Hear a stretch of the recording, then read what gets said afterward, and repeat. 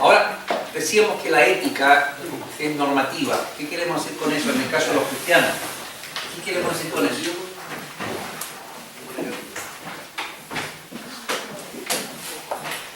Que para nosotros, dado que la ética nos da toda una enseñanza, una reflexión sobre cómo debemos vivir y agradar a Dios, cómo establece también normas y pautas, no es solamente así como, qué bonito lo que enseña. La ética es normativa, ¿en qué sentido? En que nos provee a nosotros pautas, principios y normas para vivir. Es decir, para el cristiano, la ética no es una cuestión meramente opcional, no es una cosa así como decir, ya interesante, sí, pero yo luego me guío por mi propia ética. Yo hablo a cristianos conversos que tienen un compromiso de fe, porque para el resto de la sociedad, usted sabe que también ellos estudian los diferentes sistemas éticos en el mundo. Lo estudian como cultura general, contraponer ideas, decir, yo pienso esto, esto es lo que los budistas acá, los musulmanes, los cristianos, los judíos. Pero para ninguno de ellos la ética cristiana la va a estudiar diciendo, esto es lo que Dios quiere para mí. Entonces, cuando hablamos de una ética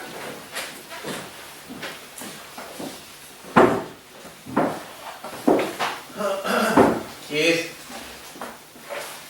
normativa, estamos hablando que los cristianos estudiamos ética y queremos conocer todo el trabajo de reflexión, todas las definiciones, todo el material que la ética extrae, porque nosotros queremos vivir de manera ética, ¿o no?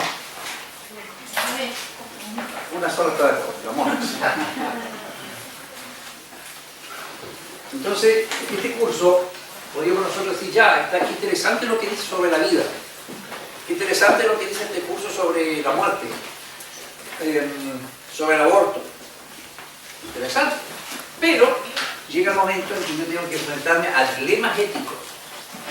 Usted tiene que enfrentarse, todos los días nosotros nos enfrentamos a una decisión ética aunque usted no lo vea. ¿Cuándo? Todo, a cada momento. Usted toma la decisión de decir la verdad o mentir, toma la decisión de engañar o ser veraz con los demás.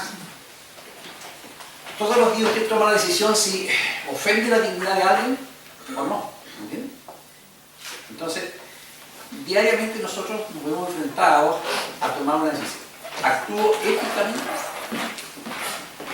Ahora, en el mundo secular, las profesiones tienen ética. Los médicos tienen una ética.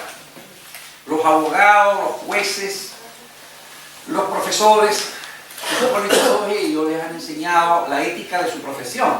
En la misma carrera universitaria, tienen horas de ética. Y sobre todo el mundo médico y el mundo de las leyes, que tienen mucho tiempo para estudiar lo que es la ética de su profesión. Pero de ahí que ellos tengan un compromiso real con la ética en la vida diaria, es otro tema. Ahí ya empieza a flaquear muchas veces, porque ustedes encontrarán que hay, por ejemplo, jueces que en este minuto están imputados o procesados por prevaricación. ¿Qué cosa es la prevaricación? Es una palabra bíblica también, pero castellano también. Es cuando la persona falta a un deber ético que tiene en relación a por ejemplo, en el caso de los jueces en relación a las leyes, faltar a un deber propio de su profesión, eso se conoce como prevaricación. Ahora bien, están siendo procesados, pero ¿cuántos no están siendo procesados y han faltado a los deberes éticos que les impone el ejercicio de la profesión? ¿Cuántos?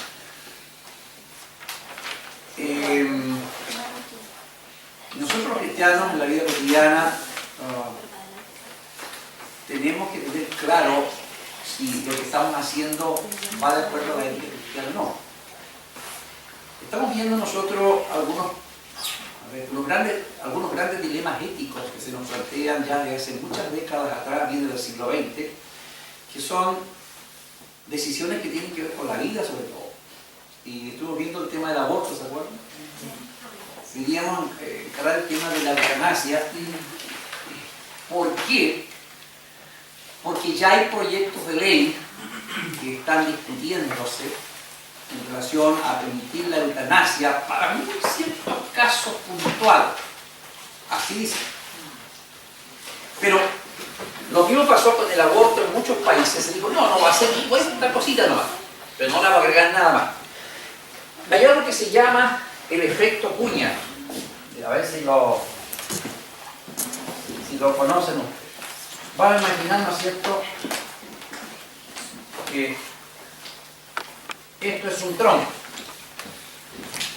El efecto cuña, los que han sido campesinos saben lo que es una cuña para partir troncos. Sí. Los que han sido campesinos. Bueno, un instrumento de metal, a veces la de madera, que tenía esta forma. Se metía, yo fui campesino, aquí en el campo, a mucha honra, y quiero volver a todo. Yo fui campesino y también me ayudaba a hacer estas cosas.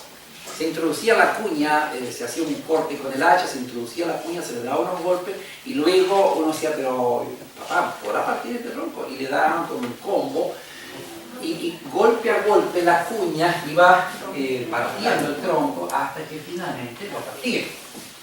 Entonces, en muchas de las leyes que se están promulgando, no solamente en Chile, sino en muchos países, también se ve esto que se llama el efecto cuña. Se introduce la puntita y la cuña y dice, no, si es la puntita no es que se van a hacer. Pero empieza después el golpe. La presión social, se mediatiza el tema, se hace lobby por todos lados, se va haciendo campañas, marchas, protestas y la presión social empieza a empujar a los legisladores, a los políticos sobre la parte más sensible de la cadena. Y los políticos empiezan a sentir la presión social. El político vive de las masas, ¿o no? Sí. Qué triste que los legisladores en casi todo el mundo son políticos. No es una corte de sabios, de personas con altos valores éticos, no. Son gente, el Parlamento es el poder legislativo en nuestra república. ¿Sí? Sí. Ya. Uno esperaría que el Parlamento esté lo mejor, la crema de la crema. Pero ¿quiénes están? Personas que dependen del voto de la masa. Y finalmente, la masa es algo voluble. La masa no es adoptable, es como una gelatina social. ¿O no? Es una gelatina social. Se puede para acá. Usted toma una gelatina, si una masa grande de gelatina, usted la empuja para allá. No tiene cosa definida. La masa es una gelatina social que va a empujar las leyes o va a empujar a los legisladores en cualquier dirección. El legislador nunca legisla en términos estrictamente pauteados, de acuerdo. Bueno, tienen como marco referencial la Constitución y las leyes, pero eso tampoco da garantía de que van a actuar con justicia. El legislador está atento a la tendencia social de la masa. ¿Qué es lo que la masa quiere? El político dice, yo la voy a complacer. La masa hoy día dice que esto es bueno y el político está muy atento a las encuestas. Si yo considero algo poco ético, es que los gobiernos, los políticos, sean movidos por las famosas encuestas de opinión. No, yo considero que no hay algo más nefasto para una sociedad que eso. Porque la opinión, la gente está opinando, pero ¿quién es la gente? Es gente que está entendiendo el tema, es gente especialista en política, en economía, y los gobiernos modifican sus políticas económicas y sociales en base a lo que la masa está diciendo. No por criterios técnicos, no porque realmente eso es lo que hay que hacer, aunque el gobierno debiera pagar.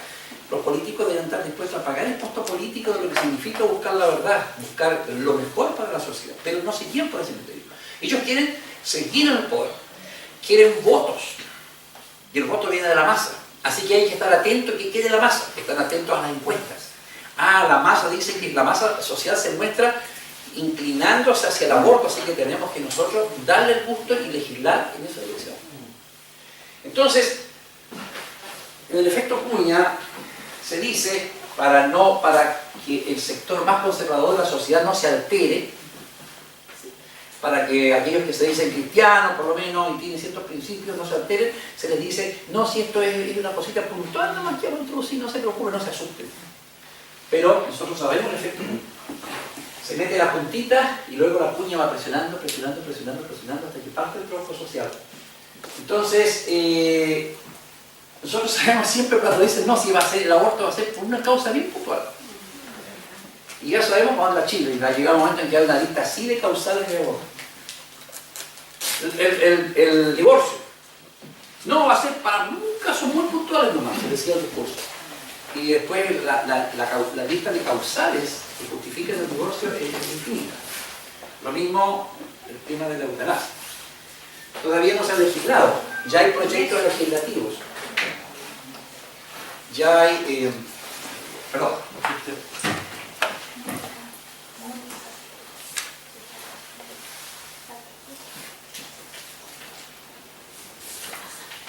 Entonces, nos debe interesar sobremanera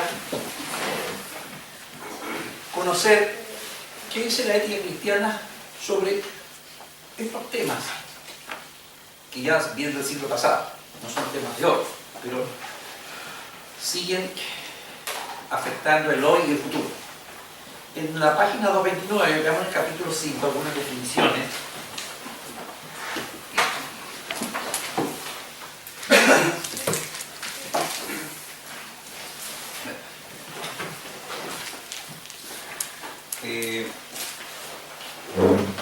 La palabra eutanasia es una palabra como muchas palabras en nuestro idioma de origen griego.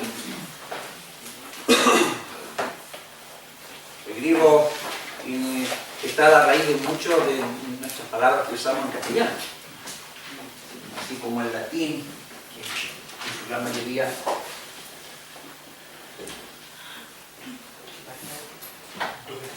entonces hay dos palabras griegas que significa bien o bueno. Bueno o bueno. Uy, se me está acabando. No se nota nada. Ya, lean todo.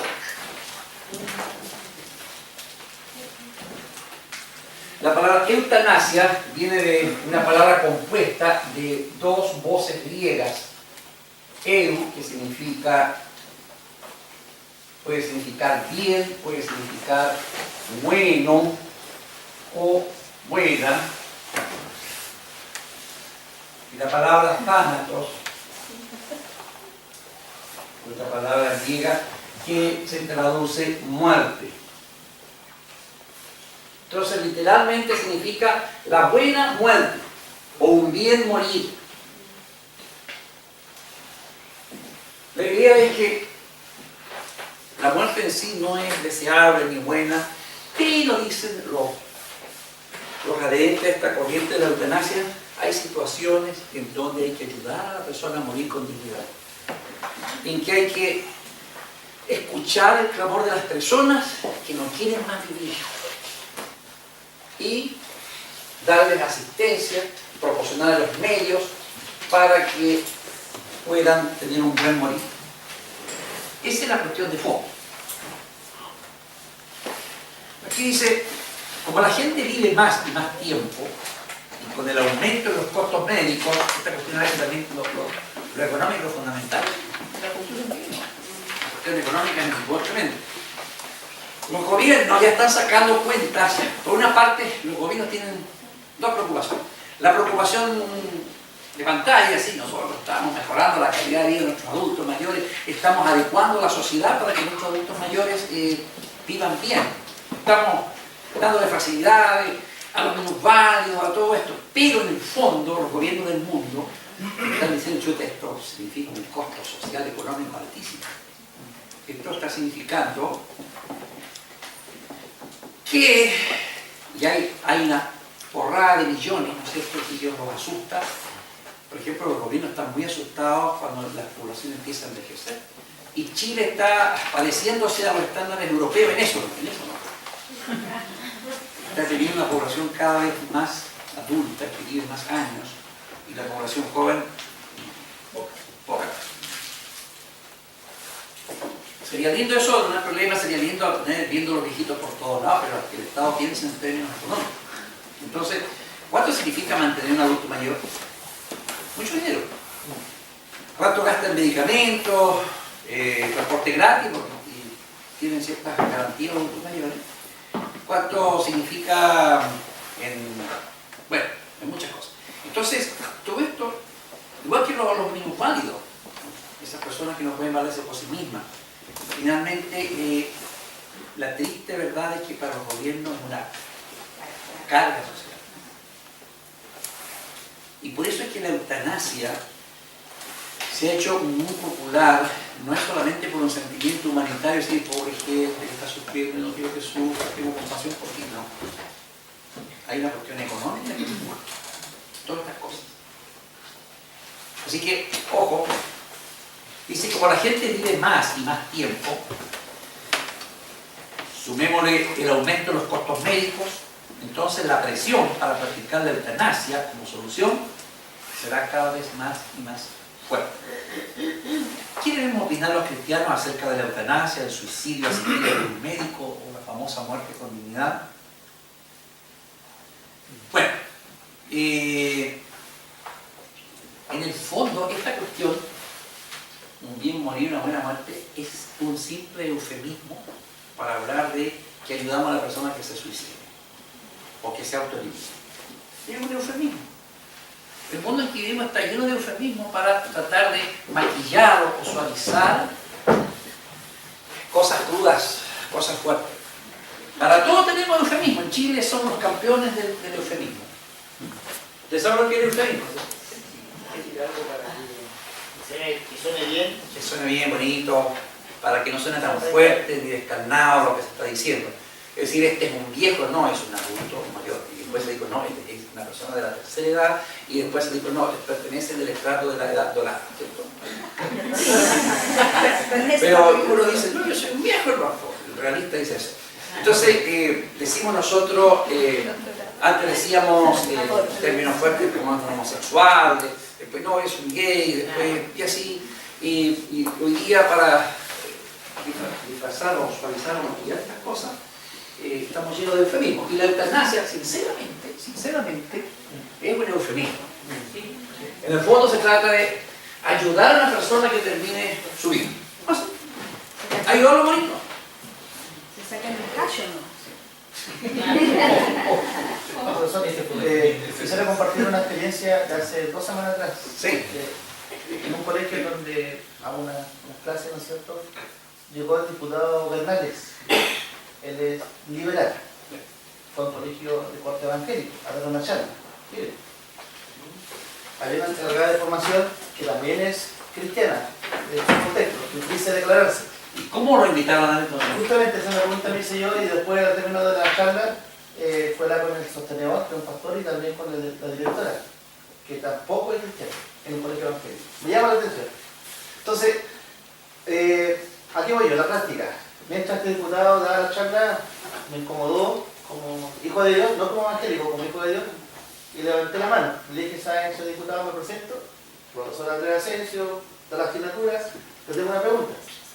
Por un lado, porque está hablando varios temas. Y dije, por un lado, con relación a la eutanasia.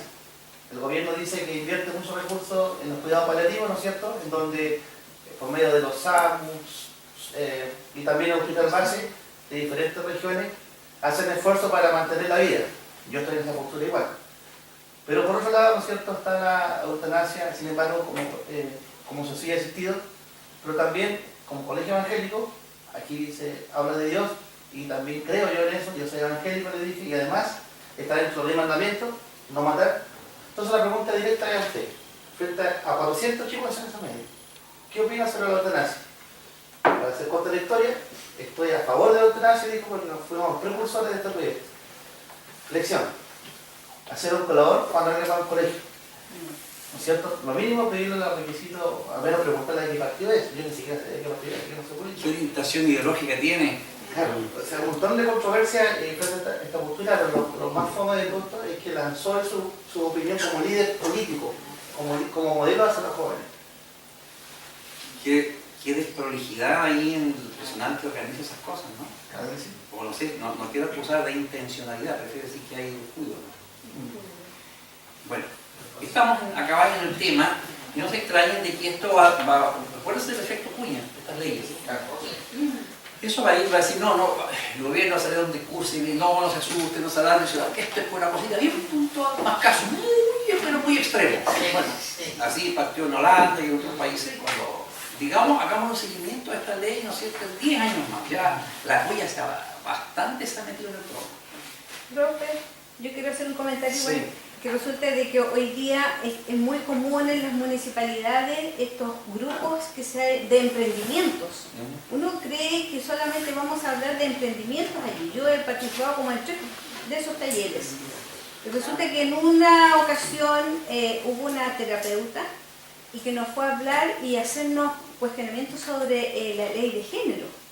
Del aborto, incluyó todo eso que nosotros no veíamos. Yo le dejé que hablara, y al final ella pidió que nosotros pudiéramos hablar sobre lo que ella estaba diciendo, que estaban todos a favor, obviamente.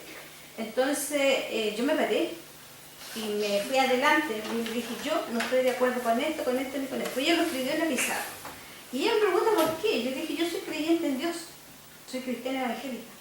Y esto no corresponde. ¿Y ella qué quería ella? Ella quería ir a la iglesia a dar una charla sobre eso. Entonces yo le dije, un momentito, le dije, yo tengo que verlo primero. Y cuando ya ella me dijo así, yo le dije, no, usted no puede ir a nuestra congregación a hablarnos de esto, porque se está contraponiendo a los criterios y las enseñanzas que nosotros hemos recibido de parte de Dios. Entonces se me enojó. Después no me quería saludar. Yo fui a su oficina, fui a conversar con ella, a darle mayores explicaciones, y la verdad es que quiso que no quiso recibirme y saludarme bien, al final terminó como cediendo un poquito, pero sí me hizo la distancia, claro. Pero yo ahí después le dije al pastor, no, pastor, le dije, porque pasó esto y esto. Así que yo misma a ella le dije, no podía. Y había más cristianos dentro de ese grupo, porque habíamos como entre 7 a 8 personas. La única que levantó la voz fui yo, y ahí me llamó la atención eso también, que de repente nosotros nos dejamos atropellar porque queremos. Los cristianos han tenido un defecto siempre en Chile, y no son personas que alzan la voz porque tienen temor de que los cataloguen así, que les cierren puertas, que los miren mal. No olvidamos que el Señor está diciendo que la lealtad a Cristo trae sus consecuencias. Persecución, os entregarán, os torturarán. Y uno dice, no, ese extremo no, pero la tortura social, cómo te denigran, cómo te aíslan socialmente, ese es un paso muy fuerte, como si te dieran latigazo. La generación antigua sufrió maltrato físico, pero hoy día nosotros estamos expuestos a otro tipo de maltrato con nuestra fe, y es el costo que tenemos que la felicidad es prevaliente. Justamente. Profesor, quisiera compartir algo personal. Va a ser ya 5 años que mi madre falleció. Ya tuve la bendición de entregarle plan de salvación, porque ella no era evangélica. Bueno, le comento que en su último periodo lo iban querían dejarlo como en un hogar, como familia decidimos que no. Pero finalmente, ¿a qué voy yo? Porque en aquel entonces en el Hospital Regional de Puerto Montt había un médico reconocido, en donde inclusive en los medios de comunicaciones radiales y de diario aparecían agradecimientos a él por su labor en el último tiempo que atendía a gente. ¿Ya? En el último periodo de su vida. No era eutanasia, pero era su último periodo. Y este doctor, en forma especial, iba a las casas, no cobraba nada.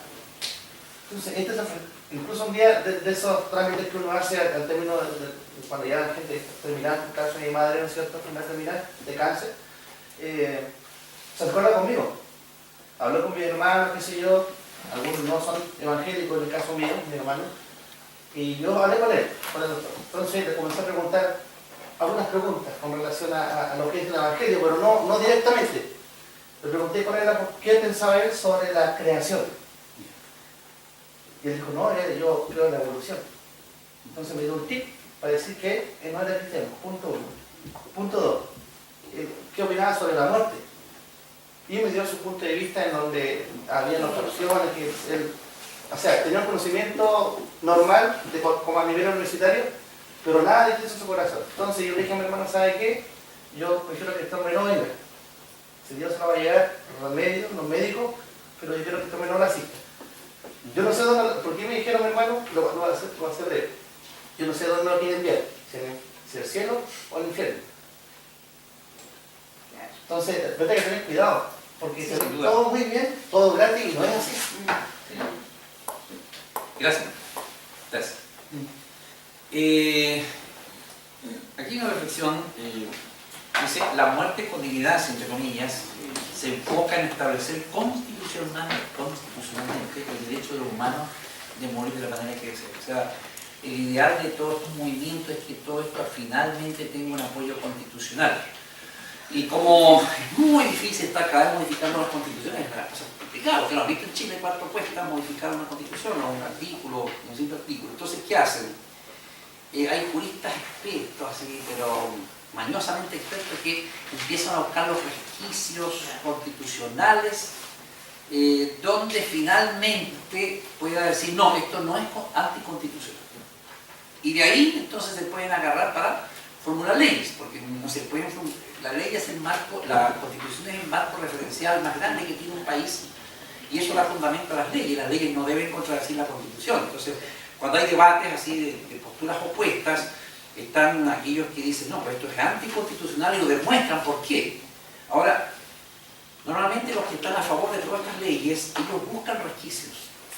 Y hay juristas, expertos en hermenéutica constitucional que dicen, no, consultan a ellos si esto, la gente que está en la Contraloría determina si esto es constitucional o no. Entonces, por eso el objetivo final de ellos sería que esto se pudiera establecer de manera constitucional, o por lo menos de tal manera que se demuestre que no está atentando contra lo constitucionalmente establecido. Dice, normalmente cuando hablamos de la eutanasia, el punto de referencia es la vejez. Es decir, cuando los sistemas corporales, el sistema físico está empezando a colapsar. Matar con misericordia, y esa frase ya no es eufemismo, se refiere a tomar la vida de una persona o también permitirle que él decida sobre su propia vida para poner fin al sufrimiento. ¿Se acuerdan tiempo atrás cuánta publicidad le hicieron a esa chica que pedía que la ¿se acuerdan? Sí. Uno dice, claro, está bien, y uno puede tener misericordia de ella, de sufrimiento, de problemas psicológicos, de todo lo que está pasando. Pero lo que yo veo, lo tendencioso, los medios de comunicación. Uno ve que hay manos negras detrás. No es solamente el morbo periodístico, no, yo no creo que haya sido puro morbo periodístico.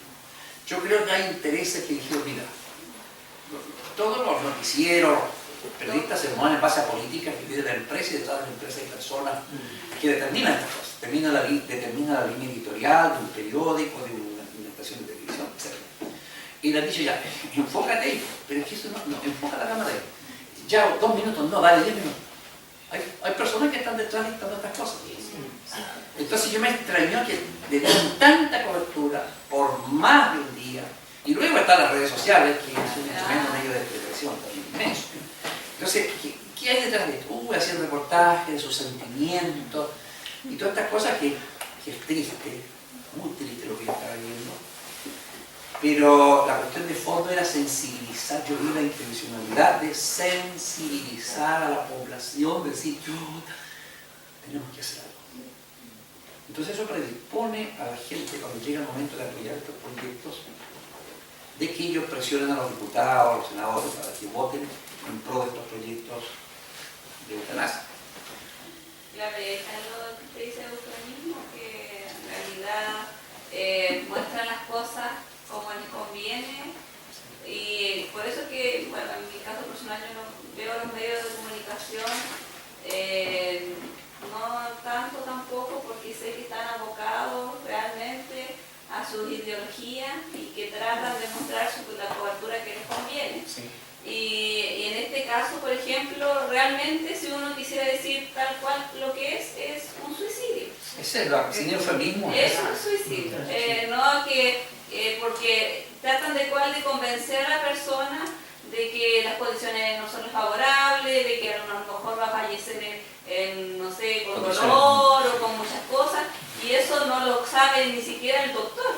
Entonces, realmente es convencerla de que quiera suicidarse. Para que no sea un homicidio, tiene que ser una decisión voluntaria. La eutanasia se diferencia de lo que es para que no sea homicidio, tiene que ser voluntario. Entonces la eutanasia es cuando la persona voluntariamente acepta morir, o acepta que le apliquen, o bien él decide que... En fin, pero en el fondo el médico que está para salvar vidas termina siendo cómplice de homicidio. Porque supongamos una persona que dice, se sube arriba de un edificio, yo tengo demasiados problemas, no entrevista a los medios de comunicación, ¿por qué se quiere lanzar por esto? Toda la sociedad, la policía, todo el mundo está haciendo un esfuerzo de impedir que se mate. Aunque él cuente una historia dramática y que tiene un cáncer terminal y que perdió toda su familia, no sé. Todo el mundo trata de salvarlo ahí delante de... Pero esa misma persona, por los mismos problemas, en una cama de hospital, está pidiendo, porque tiene problemas mentales, tiene una serie de problemas, está pidiendo que lo maten, ya no se ve tan grotesco, ya se ve plausible, se ve como posible. Entonces todos los escenarios son preparados para que sean proclives a estas ideas.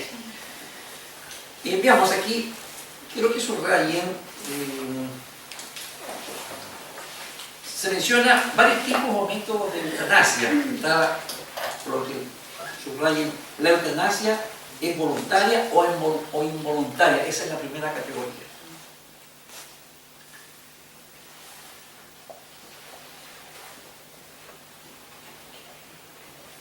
En ambos casos, igual se apela a la voluntad del paciente. Dice, esto depende, que sea voluntaria o involuntaria, depende si el paciente pide la muerte o bien si tiene un papel activo en decidir que va a morir. Por ejemplo, se dice que es voluntaria cuando dice, no, yo quiero que termine. Como esa chica. Esta chica es un tipo de muerte de eutanasia voluntaria. Involuntaria es cuando se le habla y se le dicen las opciones.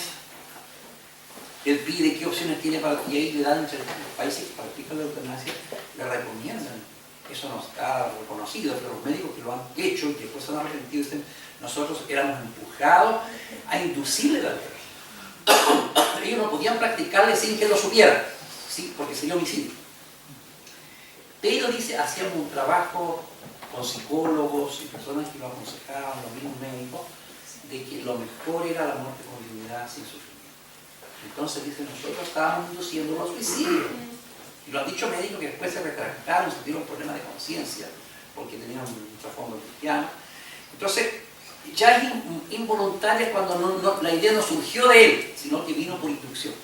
Así como que estuviera en coma, si a lo mejor está todavía activo su cerebro, claro. Y dicen ya vamos a desconectar, y ellos deciden desconectarlo por la familia. Claro, ahí bueno, interviene la familia para que no sea homicidio, ¿no? Ahora, la eutanasia también dice, por el número 2, es activa o pasiva. Profesor, no me lo puedo mencionar, es una opinión personal. Yo creo que en nuestro país ya hace años, sin conocer muy de cerca la realidad hospitalaria, yo creo que de alguna forma se hace eutanasia con los indexos. Porque si empezamos a pensar, que algún ejemplo años atrás en donde la familia está esperando que lo desconecten, no. Sí. Esa frase. Entonces, o la familia está dividida entre si lo desconectan o no. Entonces yo creo que hay un juicio de valor ahí que predomina en algunas familias, por una parte, ¿no es cierto? Y también pesa lo que creen. Ahora, sin duda. Yo creo que ya está de años, no es un tema, ahora se quiere hacer legal, es otra cosa. Pero sí se practica de alguna manera, que es lo que yo he podido evidenciar con el lejos en la parte del hospital. Y por otra parte, profesor, volviendo a lo que usted enseñó recién, que me gustó mucho el término efecto cuña, yo creo que en primera instancia no sabía lo que significaba, ahora entiendo. Por ahora es la eutanasia y de aquí a unos meses más, un año más, va a ser el tema la pena de muerte. Yo creo que va tomada de la mano. Sin duda, muchas cosas, digamos, van siendo planteadas. Por ejemplo, cuando se comenzó el tema del aborto, las primeras campañas pro-abortistas que comenzaban a mediatizarse fue en la década del 90 y tenía un rechazo social altísimo, pero ellos, la gente decía, oh, o sea, pero su movimiento provocó un tremendo rechazo en la sociedad, pero ¿saben lo que decían ellos? No importa, estamos comenzando, estamos empezando, esto es a largo plazo, nuestra meta es a largo plazo, nuestra meta es quizás 2 décadas más, pero hay que comenzar en un momento dado. Entonces una cosa provoca un rechazo social la primera vez que se plantea. Lo mismo la eutanasia, lo mismo el divorcio. El divorcio 50, 60, 70 años atrás rechazo generalizado a la sociedad. Pero logra un objetivo, instalar el tema en la sociedad, instalarlo en la opinión pública, hacer que la gente empiece a debatir, a discutirlo, a debatir. Entonces se sigue debatiendo, siguen las campañas cada cierto tiempo y cada vez se va comprobando que el rechazo es menor. Cada vez la gente después lo considera como, sí, podría ser. La primera vez la gente, no, ¿cómo eso? No puede ser eso, no, estoy en contra. Un par de años más, ya se ha debatido tanto, el tema está ahí en todos lados, la persona dice, bueno, no sé, habría que reflexionarlo mucho. Y siguiente estadio, siguiente etapa es, sí, yo creo que podría ser en ciertos casos muy justificados. Pasan otros 5, 6, 7 años más y la persona, estoy hablando de sujeto social común, dice, sí, yo creo que hay que legislar esta cuestión, porque hay un desorden muy grande, legislemos. Y así va. Entonces, ellos saben lo que es la psicología social. Estas personas no dan palos de ciego. Ellos saben que al principio van a encontrar una resistencia cerrada en sociedades conservadoras como la que era 30, 40 años atrás la sociedad chilena, y luego ellos apuestan también por la presión de las nuevas generaciones. Hay un recambio generacional y ellos saben que las nuevas generaciones son siempre más proclives a ser liberales y no tan conservadoras, ¿sí o no? Pregúntale a nuestros adolescentes, pregúntale a nuestros niños qué opinan de todas estas cuestiones. Los chicos son tremendamente liberales porque están en un ambiente liberal. Ellos apuestan, saben ya que por lo menos en la siguiente generación van a encontrar votos y que el proyecto es a largo plazo. Así que hay una estrategia y ellos juegan con la tendencia social. Bueno, sí, bueno. Me quedó claro la eutanasia voluntaria o involuntaria. Voluntaria, obviamente, que yo decía. Sí, yo pido, como esta chica. Involuntaria. Es cuando te es inducida. Ya, pero sería que mi familia, por ejemplo, decía la policía, yo estoy con mi muerte cerebral. Claro, eso también tiene que ver con eso. Pero dice aquí la definición, dice que dependiendo si la persona tiene, si el paciente pide la muerte o si tiene un papel activo en que va a decidir, y luego se supone, no lo dice ahí por deducción, como dice Lebón, que sería en el caso de las personas que ellos no tomaron la decisión, pero todas las circunstancias, la decisión de la familia, el médico, todo recomendó que sí había que desconectarlo del equipo para que ya muera de manera digna, ¿cierto? Ahora, la eutanasia pasiva, dice, involucraría simplemente permitir que el cuerpo muera por medios naturales sin intervenir, es decir, llaman a la familia y le dicen, mire, la viejita tiene 99 años, pero es que no la va a operar, doctor, la gente no la va a operar, no va a recibir. Pero ya no tiene pulmones, ¿y por qué no la mantenemos con hiperventilación, conectada a un pulmón mecánico? Bueno, ahí está el costo. Y él dice, pero no la podemos tener toda la vida así, que ya no tiene. Y le explican de manera muy suave que lo mejor es no.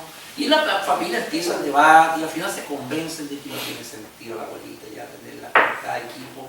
Entonces deciden sencillamente no conectarla y que muera de manera natural. Ahora, ahí hay una división dentro del mundo cristiano, incluso dentro del mundo evangélico. Está esa postura, que no sé cuál será la postura suya. Está la postura que dice, está bien cuando dejamos que la persona muera de manera natural y no hacemos nada por... Esa es una lógica. No la conectamos, no hacemos ningún tratamiento paliativo porque no tiene sentido. Y otra postura dice, no, nosotros no podemos, tenemos que usar todos los medios de mantener la vida. Y ahí está dividida un poco la opinión en el mundo evangélico y en el mundo cristiano.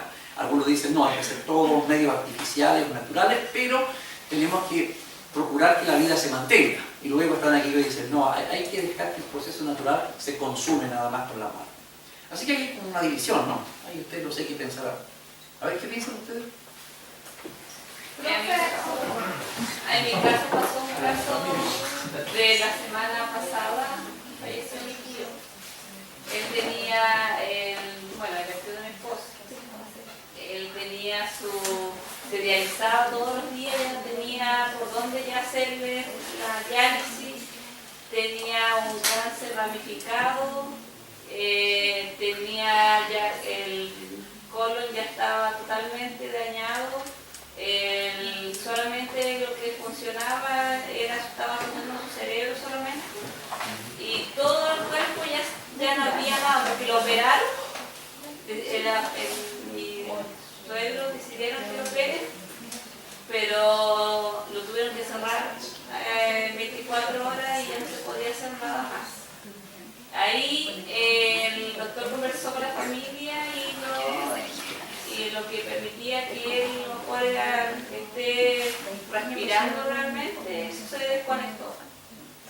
porque realmente estaba, todo su cuerpo ya estaba padeciendo de las enfermedades porque tenía múltiples enfermedades, hipertensión, diabetes, mala diálisis, y la diálisis era diaria. Entonces ahí se desconectó y la familia del esposo no va a ser todos cristianos del Evangelio. Sí, hay un caso, un ejemplo bien claro. ¿Alguien me había dicho yo que decía que levantó la mano? Sí. Quería contar igual una experiencia referente a eso. Mi abuelita yo la cuidábamos y era una persona de 84 años, tenía Alzheimer y acompañada de las enfermedades típicas de una persona ya mayor. Hipertensión, diabetes y problemas respiratorios. Colapsó en un momento a otro porque ya venía ya su situación de año ya complicada, teniendo una buena atención médica. Y sucedió una semana hospitalizada, la doctora quería intubarla, porque tenía problemas respiratorios. Entonces el médico que estaba a cargo de eso, de hacer la intubación, conversó con nosotros y dijo, esto se me aconsejó en la mañana que tenía que hacer para la abuelita. Entonces nosotros fuimos súper claros y dijimos, mi mamá le preguntó a él, ¿mi mamá se va a mejorar si la va a intubar? Entonces el doctor le dijo, no, porque inclusive puede producir una neumonía por el aire, no se le explicó todo esto. Y puede ser peor, dijo, más que una persona con Alzheimer no permite nada ajeno a su cuerpo. Entonces mi mamá le dijo, no, porque si no se va a mejorar, ¿para qué la va a hacer pasar por una situación así? Claro. Y después ya tuvo 2 días, que la cuidamos en el día y en la noche, y el enfermero me dice, ¿por qué no habla con la doctora y pregúntele si no será mejor que usted se la lleve a su casa? Porque vemos que ustedes como familia se preocupan tanto de ella, que aquí... ¿Que hace falta cama en el hospital? La estamos pinchando todos los días, dijo. Ya le estaban pinchando los piececitos porque ya no tenían dónde más para hacer exámenes todos los días. Entonces decía, no tiene sentido para mí, dijo. Entonces hablamos con la doctora ese mismo día y entonces la doctora dijo, es la mejor decisión que pueden haber tomado, porque la abuelita aquí solamente está padeciendo los pinchazos todos los días porque tenemos que seguir un conducto, dijo, que hay que estar haciendo exámenes diarios. Y lo llevábamos a la casa sin ningún medicamento, de hecho ella no aceptaba nada, ni siquiera ya había dejado tomar agua, más o menos llevaba varios días, y falleció 5 días después. No sentía dolor, nada, o sea, quedó muy tranquilita.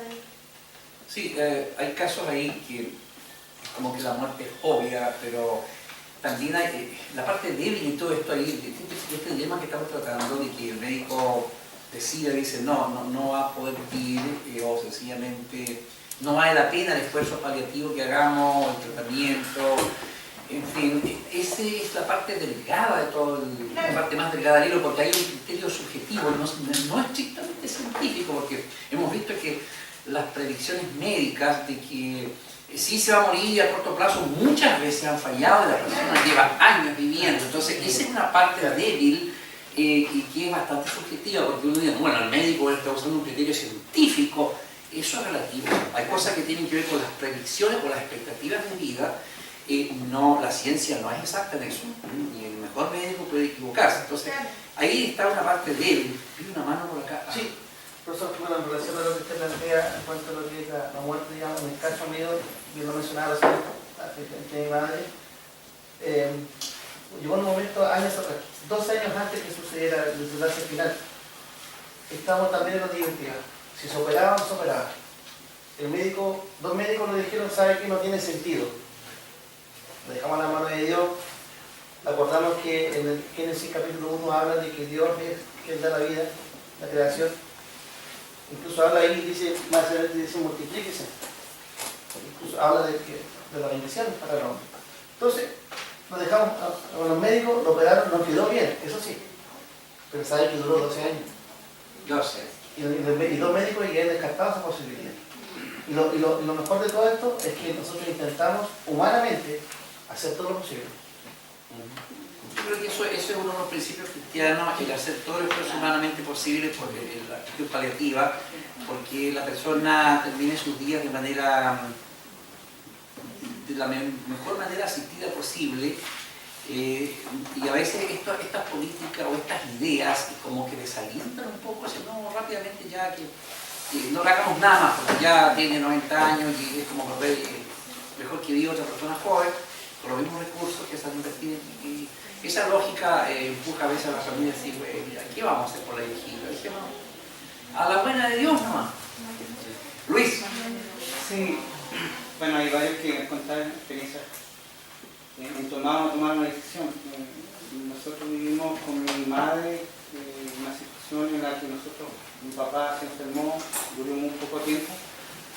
Pasada esa fecha, cuando él falleció, nos tocó un caso con mi madre, que hasta los días de hoy, recién recibimos una noticia esta semana, que esa señora ahora estaba más grave, pero en su momento la señora literalmente, cuando fuimos a ver,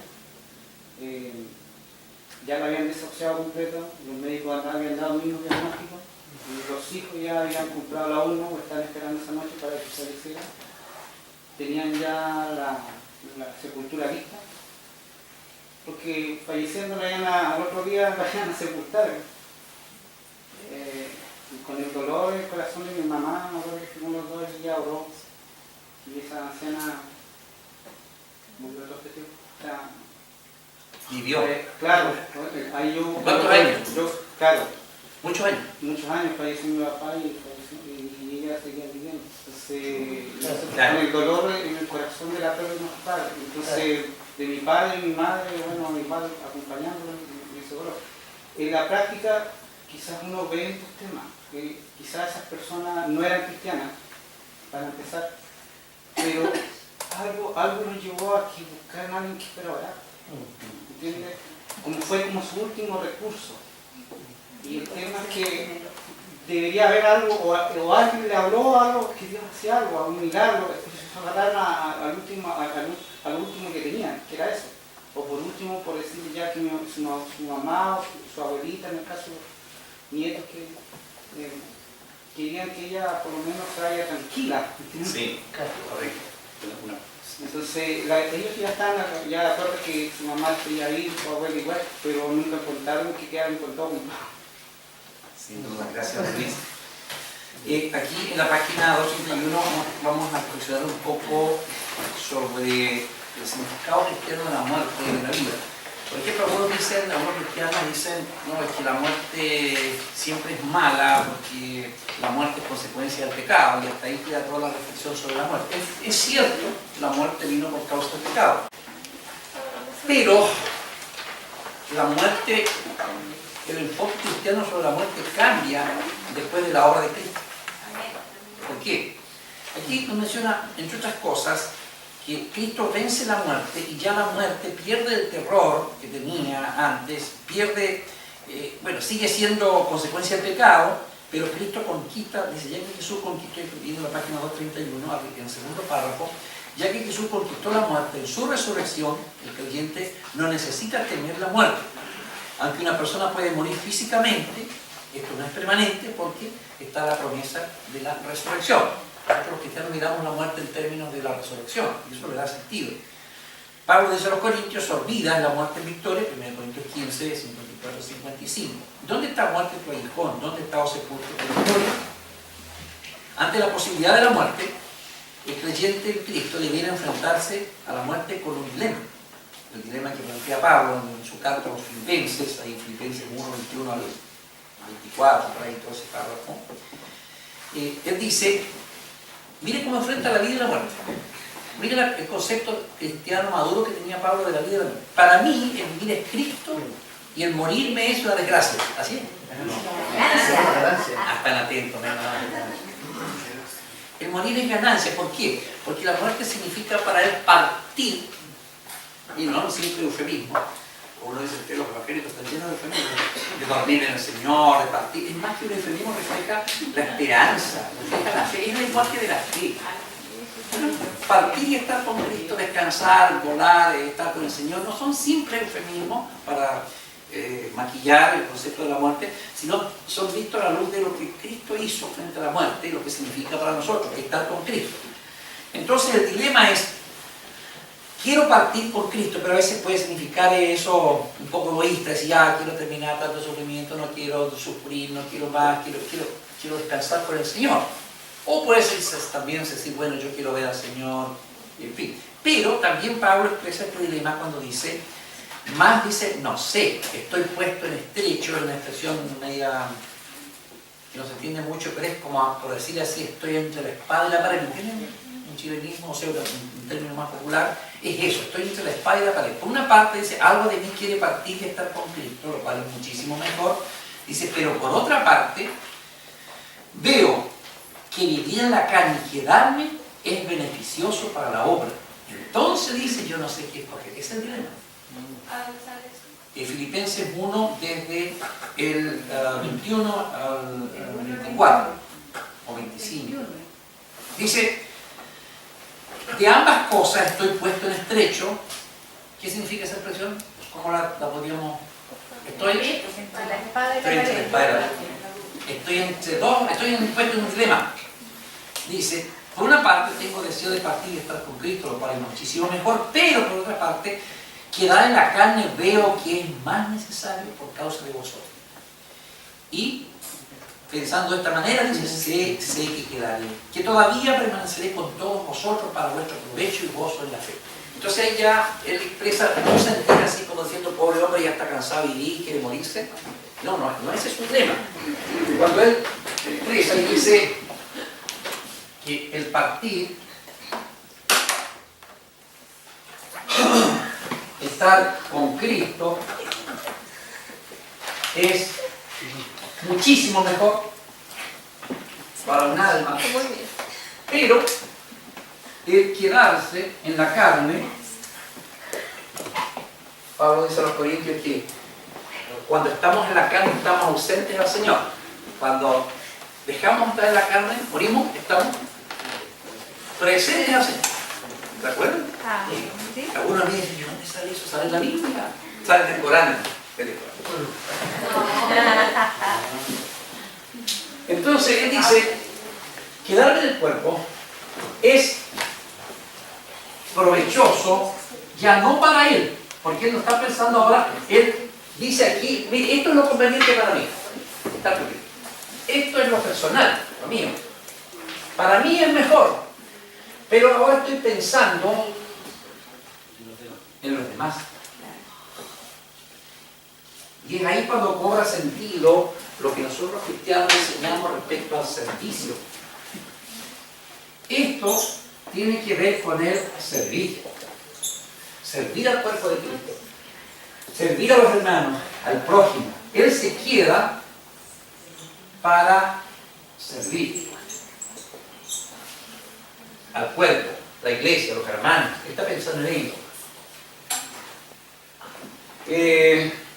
Es como cuando alguien, un padre de familia, agobiado de deuda, agobiado por problemas, agobiado por una depresión, dice esto no doy más.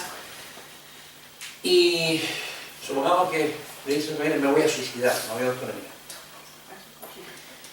Y ahí él dice, yo ya no doy más, y está pensando en lo mismo, pero él no piensa, por ejemplo, cuánto daño, cuánto vacío va a quedar en su casa, su familia, su esposa, sus hijos. ¿Qué le diría a los papás? Te necesitamos.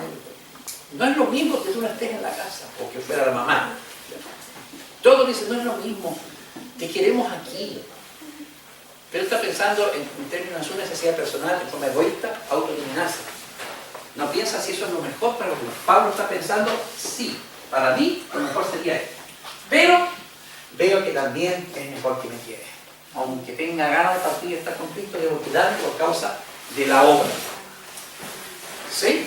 ¿Puedo, No. antes que me oye? Estoy pensando y analizando algo.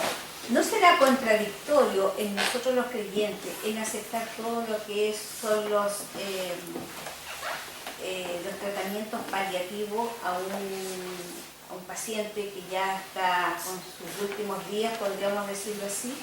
Y nosotros como cristianos no estamos reflejando lo que Dios quiere, la oración, el ayuno, es comprometernos en rogar a Dios por ese enfermo para que el Señor lo levante. Las dos cosas hay que hacer. Y tendrían que ir juntas, Sí, para que el Señor nos dé. oramos, confiamos, pero también ¿Aceptamos? o sea, hacemos todo lo que está a nuestro alcance. O sea, las dos cosas. El Señor dice, esta es la máxima del Señor: esfuérzate y yo seré contigo. Da el primer paso, yo el segundo lo doy contigo. Haz lo humanamente posible que yo haré la parte divina. Sí. Esa es la lógica de Dios en toda la Biblia. El Señor le dijo cuando Ezequías iba a morir, ¿se acuerdan? El Señor le dice, ya, yo te devuelvo la vida, te concedo la vida, te voy a dejar vivir. Anda, díselo, y el profeta Isaías llega y dice, ya, está bien, háganle una masa de higo, un emplasto, no sé cómo lo ponen ahí, y alguien dirá, pero ¿por qué la parte humana, siendo que solamente la divina necesitamos? Que Dios lo sabe por sanidad natural, perdón, sobrenatural. Pero siempre se están dando ambas cosas. Pablo no era un hombre falto de fe, pero le dice a Timoteo, bebe un poco de vino. El vino y el aceite eran medicinas tradicionales del mundo oriental antiguo. Bebe un poco de vino por causa de tu frecuente enfermedades estomacales, porque el vino le iba a servir por los problemas estomacales que tenía. Y uno ve que los cristianos usaron los medios. Jesús podía sanar al ciego de manera natural, pero de repente se le ocurrió hacer de barro, cosas de poner en los ojos. Dios siempre también espera la acción del hombre. No solamente que esperemos medios sobrenaturales, debemos orar y actuar. Las dos cosas son éticamente correctas. ¿Cómo? Claro, sin duda. Solamente tener fe pero no actuar también no es exactamente bíblico. El concepto de la vida. Aquí hay otra cosa interesante. Dice, al final de la página 91, la Biblia nos enseña que cada persona creyente y no creyente es digna de respeto, siempre es apropiado y éticamente correcto luchar por la vida. ¿Por qué? Porque el hombre y la mujer son creados a imagen y semejanza de Dios y la vida humana es sagrada. Quiero que subrayen eso que acabo de decir. Primero, la vida es digna de respeto, por lo que hay que luchar. Siempre es ético luchar por la vida, hacer todo lo posible por la vida. Aunque diga, pero es que no tiene sentido, sí, pero yo quiero sentir que ante los ojos de Dios hice mi mayor esfuerzo espiritual y médico para que esta persona viva. Segundo, la dignidad del hombre está basado en ser creados a la imagen y semejanza de Dios. Eso se llama la sacralidad y la dignidad de la vida, ambas cosas. ¿Se acuerdan que vimos en la clase eso? ¿Cuánto? La imagen, la vida creada a imagen de Dios. Ahí escriba lo que se llama la sacralidad, la vida sagrada, ¿cierto? Y la dignidad humana.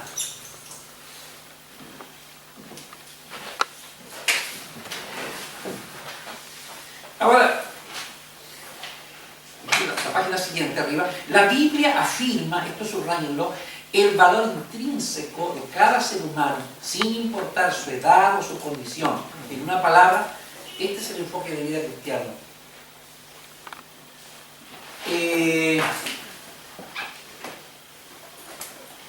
Las prácticas eutanásicas en todos los países, como la que menciona aquí, no sé, el párrafo, estoy resumiendo aquí, dice, es difícil justificar estas acciones eutanásicas tomando en cuenta las escrituras, porque estas prácticas menosprecian la vida. Tales prácticas menosprecian, subrayen eso, ¿no es cierto?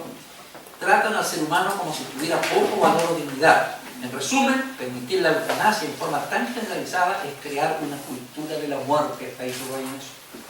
Es crear una cultura de la muerte. Una revista que trata el tema de la eutanasia dice,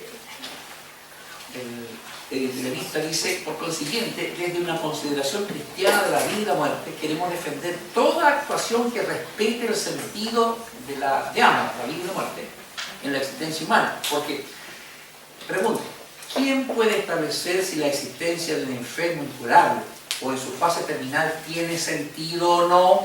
Ahí está la parte del argumento. ¿Quién determina si tiene sentido que siga viviendo o no? Dios. Pero hay más, porque siguiendo los criterios de esta nueva ética que se está levantando, hoy día se está preguntando no solo por el sentido de la vida, ojo, lo vamos a ver más adelante, sino también por el provecho, subrayo esa palabra, provecho de la vida del enfermo. desahuciado o accidentado irrecuperable. Es decir, que según la nueva ética, se vendría a relacionar la vida y la muerte con los parámetros de utilidad e inutilidad. Aquí entramos al tema de cómo concebimos la persona. Démosle un minuto a esto. Aquí dice, otra implicación del enfoque cristiano de la vida es que define a la persona en términos biológicos.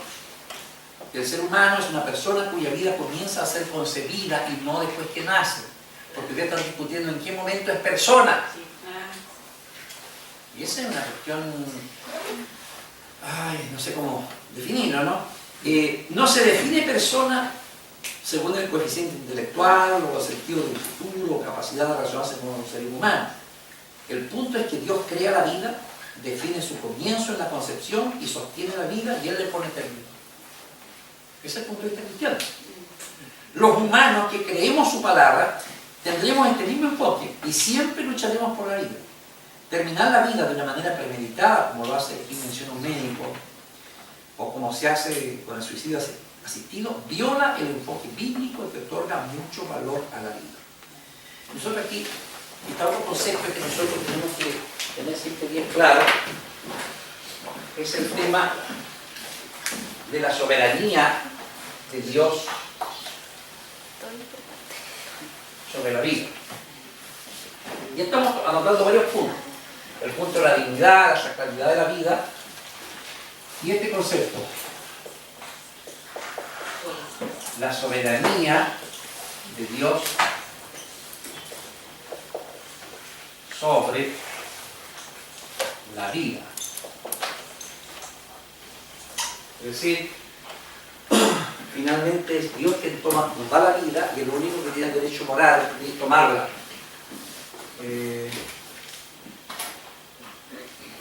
Estos principios son incómodos y ya son rechazados como obsoletos en el mundo en que vivimos. La gente los menosprecia. Cuando el Señor nos hace advertencia de que seréis aborrecidos y menospreciados, la gente ya, pero ¿por qué? Bueno, porque a Jesús lo mataron. Pero el aborrecimiento social, el rechazo social, el estigma que se nos hace caer a los cristianos tiene que ver mucho con los conceptos contraculturales que nosotros tenemos. ¿Entienden la expresión con ideas contraculturales? El cristianismo es contracultural, es una contracultura. Porque por ser fiel a Dios va en contra de la tendencia de la mayoría, de la tendencia social. ¿Por qué? Porque la tendencia del mundo sin Dios es la carne, es el pecado, es Satanás. Es fuerte eso que digamos nosotros, finalmente hay una mente rectora perversa, una mente universal rectora perversa que guía al hombre. Eso es fuerte. No le gusta a Dios. Lo dice Pablo.